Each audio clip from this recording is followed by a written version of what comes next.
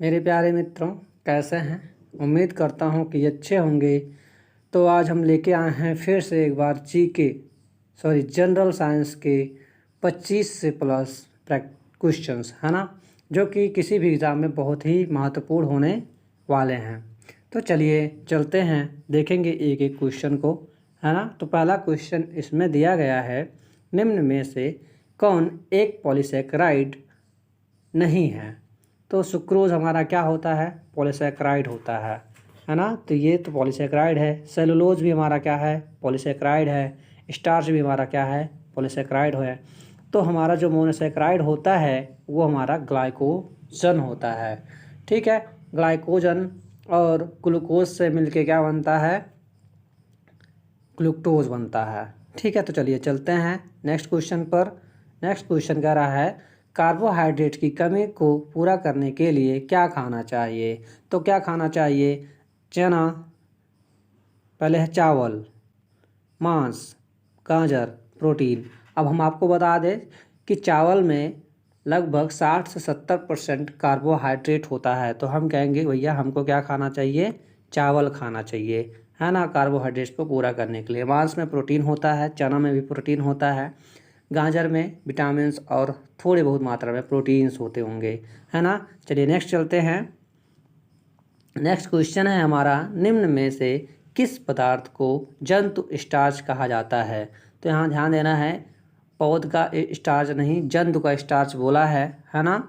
यहाँ तो देखिए सेलुलोज जो होता है वो हमारा पौधों का स्टार्च होता है। किसका होता है? पौधों का। तो ये नहीं है, लिपिड को नहीं कह सकता। ठीक है, तो लिपिड तो दूसरा ही हो गया, लिपिड तो अलग है। ग्लाइकोजन को किसको कहेंगे हम? तो ग्लाइकोजन हमारा क्या होगा इसमें भैया? सही होगा। ठीक है, नेक्स्ट चलते हैं। नेक्स्ट है, भोजन की आवश्यकता होती है रोगों से रक्षा के लिए, शरीर की वृद्धि के लिए, ऊर्जा के लिए। तो कहेंगे ऑप्शन नंबर डी हमारा सही होगा। मतलब ये सभी के लिए हमें भोजन की आवश्यकता होती है। चलिए नेक्स्ट चलते हैं।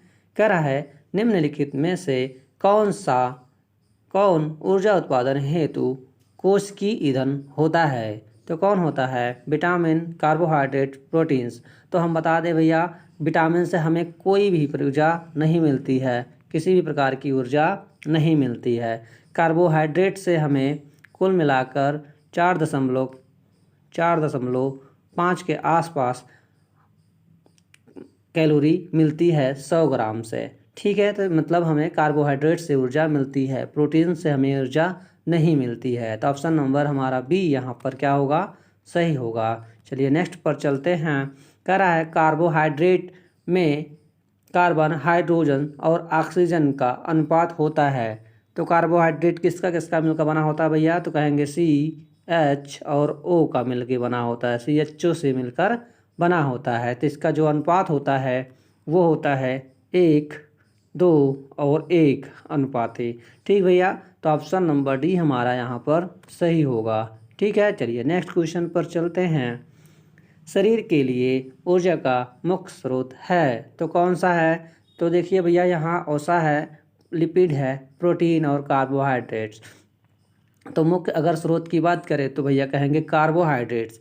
लेकिन अगर कहा जाए कि सबसे ज़्यादा ऊर्जा किससे मिलती है, तो कहेंगे भैया हमें वसा से मिलती है। ठीक है, वसा से हमें सबसे ज़्यादा क्या मिलता है? ऊर्जा मिलता है। ठीक है, अधिक बोल सकते हैं भैया। चलिए नेक्स्ट चलते हैं। नेक्स्ट कह रहा है, कार्बोहाइड्रेट कार्य करता है एंजाइम की तरह। नेक्स्ट देखेंगे, और है ना, ऊर्जा स्रोत की तरह, बिल्डिंग मटेरियल की तरह, उत्प्रेरक की तरह। तो कहेंगे भैया ऊर्जा स्रोत की तरह क्या करता है? ये काम करता है। ठीक है, चलिए नेक्स्ट चलते हैं। फिर कह रहा है, दुग्ध शर्करा होता है। तो क्या होता है? ग्लूकोज हमारा मोनोसेकेराइड होता है, ये दुग्ध शर्करा नहीं होता है। ठीक है, तो ये हमारा नहीं होता है। सुक्रोज हमारा हमने बता दिया कि ये पौधे से संबंधित क्या होते हैं, सॉरी, गन्ना में पाया जाता है। सुक्रोज किस में पाया जाता है? गन्ने में पाया जाता है। ठीक है, लैक्टोज हमारा किस में पाया जाता है? लैक्टोज हमारा जो है वो मिल्क में पाया जाता है। किस में पाया जाता है भैया? तो कहेंगे मिल्क में पाया जाता है। ठीक है, और जो फ्रुक्टोज होता है वो फ्रूट में पाया जाता है। किस में पाया जाता है भैया? फ्रूट में। चलिए नेक्स्ट चलते हैं। लैक्टोज निर्मित होती है तो लैक्टोज किससे बना होता है? तो कहेंगे भैया ग्लूकोज प्लस गैलेक्टोज से मिलकर बना होता है। ठीक है, तो ऑप्शन नंबर ए ही हमारा क्या होगा? सही होगा। ठीक है, चलिए नेक्स्ट चलते हैं। नेक्स्ट क्वेश्चन है हमारा, निम्नलिखित में से जटिल कार्बोहाइड्रेट कौन सा है? तो जटिल की बात कर रहा है भैया, तो यहाँ पर दे दीजिए अक्टोज, लैक्टोज, ग्लूकोज। तो हम कहेंगे भैया मंड जो होता है हमारा वो एक जटिल कार्बोहाइड्रेट होता है। चलिए नेक्स्ट चलते हैं। कह रहा है निम्न में से कौन सी शर्करा मोनोसैकेराइड नहीं है? तो लैक्टोज हमारा मोनोसैकेराइड होता है, ग्लूकोज हमारा मोनोसैकेराइड होता है, गैलेक्टोज हमारा मोनोसैकेराइड होता है। तो कौन सा नहीं होगा हमारा? तो कहेंगे भैया यही हमारा आंसर सही होगा। ये हमारा क्या होता है? डाइसैकेराइड होता है, ना कि पॉलीसैकेराइड होता है। ठीक है, चलिए नेक्स्ट चलते हैं। कह रहा है मानव शिशु के शरीर में कितनी हड्डियां होती हैं? तो मानव शिशु के शरीर में 300 से प्लस हड्डियां होती हैं। तो यहाँ पे देख लीजिए 350 दिया है, तो हम भैया 350 पर क्लिक करेंगे। ठीक है, तो ऑप्शन नंबर डी सही होगा। चलिए नेक्स्ट पर चलते हैं। नेक्स्ट क्वेश्चन है, मानव शरीर में दो हड्डियां आपस में कैसे जुड़ी होती हैं? तो कहेंगे भैया अस्थिबंध या लिगामेंट से जुड़ी होती हैं। तो ऑप्शन नंबर ए हमारा क्या होगा? सही होगा। चलिए नेक्स्ट चलते हैं। कह रहा है वयस्क मानव में होती हैं तो क्या होती हैं? हड्डियां। कितनी अस्थियां होती हैं? तो कहेंगे भैया 206 हड्डियां होती हैं, 206 हड्डियां होती हैं। तो चलिए नेक्स्ट पे चलते हैं। नेक्स्ट क्वेश्चन हमारा है, कह रहा है कि क्रेनियम के ऊपरी भाग को ढकने वाली मांसपेशी का नाम क्या होता है? ठीक है, क्रेनियम मतलब कपालिका की बात कर रहा है। तो यहाँ पे क्या है? ऑप्शन नंबर ए हमारा जो होगा सही होगा। क्या बोला है? गेलिया एपोन्यूरोटिका जो होता है वो क्या करता है? मांसपेशी है जो क्रेनियम को ढकने का काम करता है। नेक्स्ट है रकाब, जिसको इंग्लिश में हम स्टेपिज कहते हैं। हड्डी मानव शरीर में कहाँ पाई जाती है? तो कहेंगे भैया कान में पाई जाती है। गलती से नाक में मत लगा देना। ठीक है, चलिए चलते हैं। नेक्स्ट क्वेश्चन है हमारा, कह रहा है बढ़े हुए सीरम यूरिक अम्ल स्तर के कारण गाउटी आर्थराइटिस से ग्रसित रोगियों को निम्नलिखित खाद्य पदार्थों से किस एक का अंतर्ग्रहण न्यूनतम रखा जाता है? तो ध्यान से सुन लीजिएगा भैया, क्योंकि इसे पूरा नहीं दिखाया जा सकता।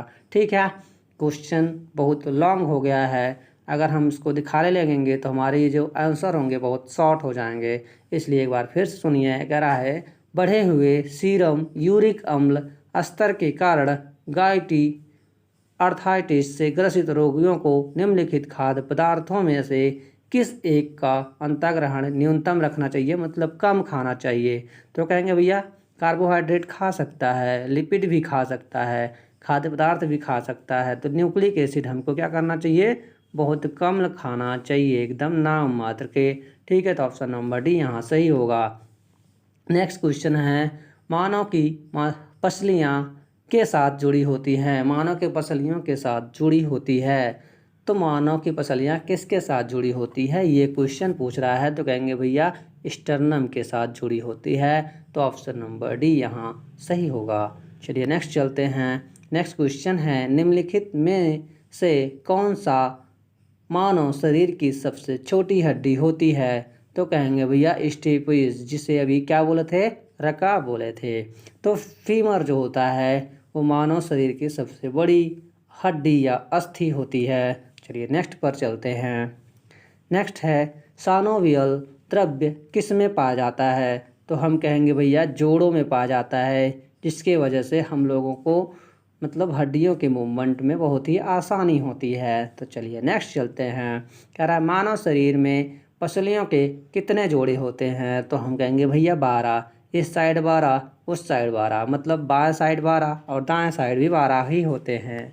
तो चलिए चलते हैं नेक्स्ट क्वेश्चन पर। कह रहा है एक मानव हड्डी का जोड़ नहीं है। तो कहेंगे भैया बाल और सॉकेट हमारा मानव शरीर की हड्डी होती है। सैडल हमारा मानव शरीर की हड्डी का जोड़ होता है, ग्लाइडिंग भी होता है। तो ऑप्शन नंबर जो ए है वो यहाँ पर सही होगा। ठीक है, क्योंकि यहाँ पर नहीं बोला है। तो लास्ट क्वेश्चन है जो आप लोगों के लिए है। क्वेश्चन कह रहा है मनुष्यों में किसका पता लगाने के लिए अस्थि भवन परीक्षण किया जाता है। तो अभी हमको लगता है लास्ट नहीं है, तो चलिए देखते हैं यहाँ पर इस क्वेश्चन का आंसर क्या होगा। कह रहा है मनुष्यों में किसका पता लगाने के लिए अस्थि भवन परीक्षण किया जाता है।